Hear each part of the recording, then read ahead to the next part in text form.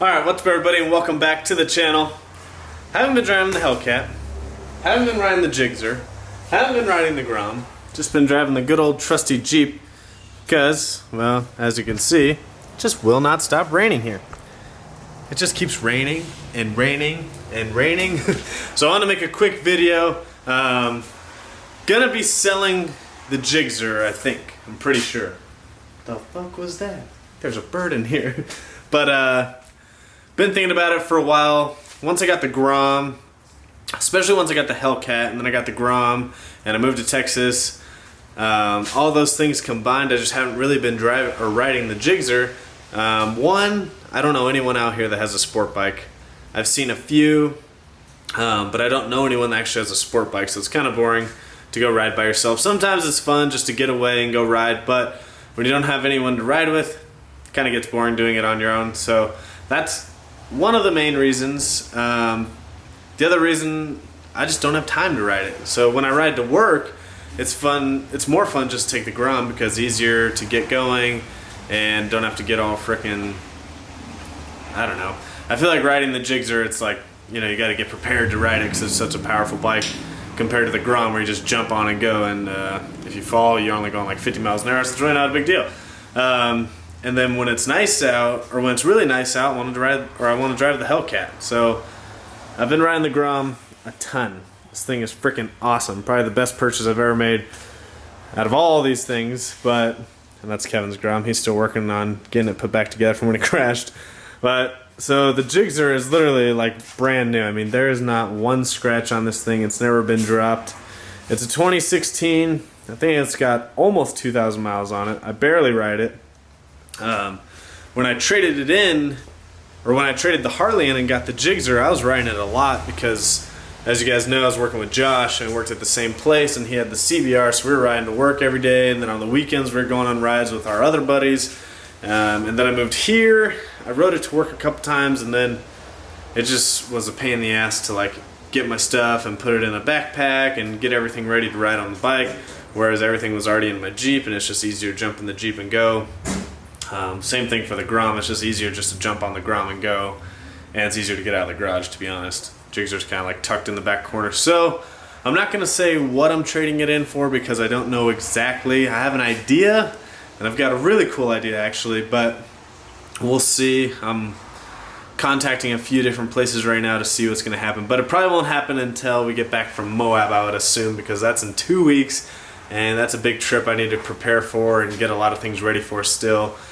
Just to make sure everything goes as smoothly as possible for you guys that are actually coming. And for you guys that aren't coming, just make sure you are on the notification squad. Make sure you've hit the notification button, that way you can see all the videos we'll be making in Moab, because we're going to try and edit some while we're there, that we can keep you guys up to date on everything for the most part. And tons of photos on my Instagram and Facebook, and obviously I'll be doing a lot of Snapchat stuff on there as well during the Moab trip. So I might get maybe 1 or 2 more vlogs, moto vlogs on the Gixxer before I get rid of it, but for the most part it's 100%, I would say 90 to 100% going away by the end of October, unless something else happens. And the Hellcat's still doing good, just can't drive it because it's raining out, and it doesn't even get traction when it's dry out, so I don't even want to try it with drag radials and the rain. So we're going to take the trusty Jeep today.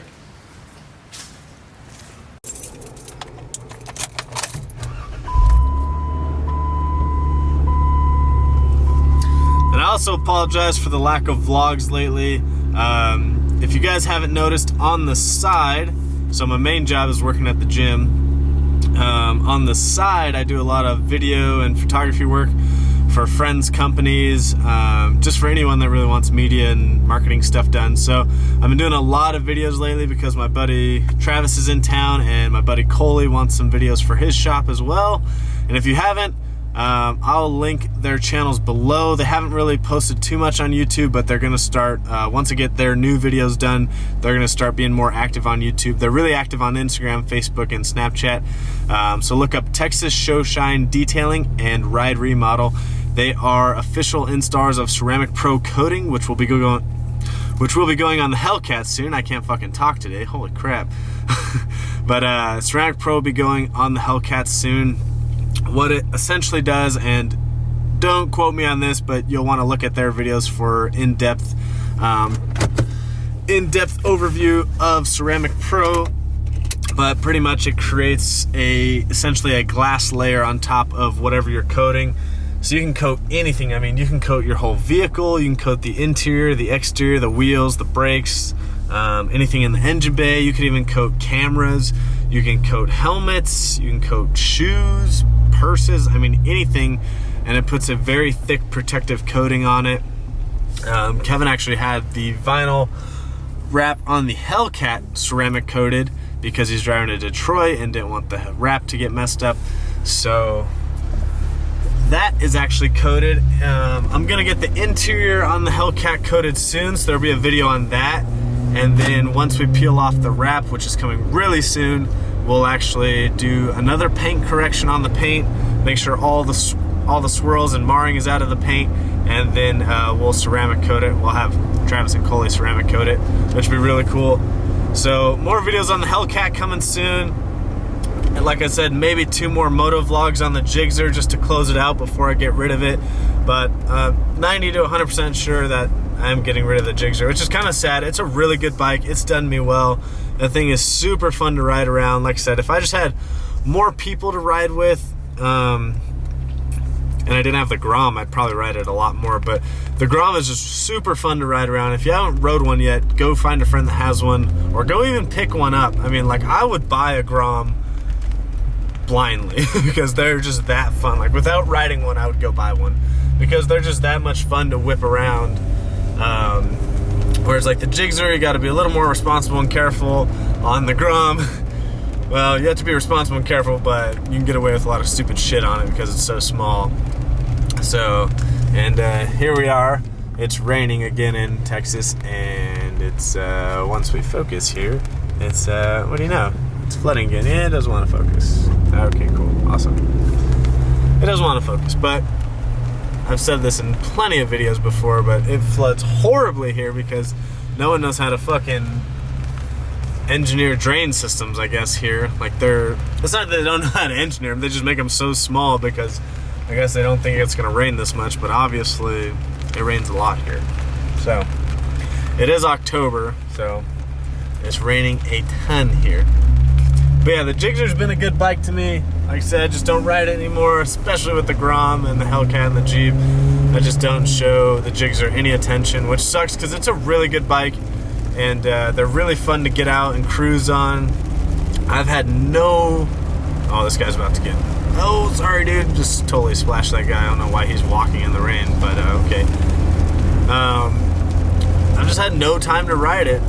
But I've had no problems with that bike. It runs super well. I mean, it's got low miles on it, but compared to the problems I had with the Harley, this thing is amazing. So I highly recommend, you know, if that's what you want, a sport bike is getting, starting out with a 600. I wouldn't start out with 1,000. I think it's kind of overkill, especially the 600s nowadays are super fast. They've got everything except the larger engine. I mean, they're just really good bikes. They're definitely fun to daily drive around. Like if I was in California or something, I would definitely have a sport bike year-round. Like, I would ride a motorcycle everywhere. Plus, you know, lane switching and all that stuff is legal there, so it's a little bit safer. Here, I've been on my bike twice. Of course, I haven't had my GoPro, but I've been on my bike twice here. And I've only lived here, I'm going on like month 4. But I've literally...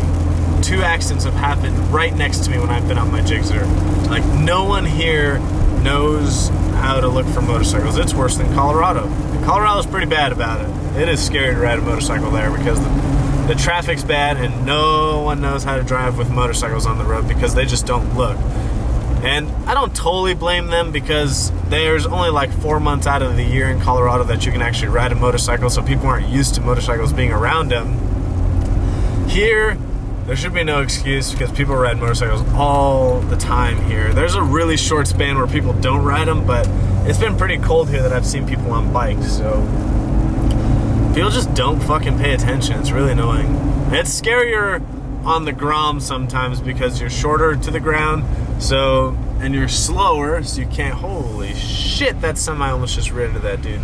This is what I'm talking about. People cannot fucking drive in this state. Holy crap. Jesus.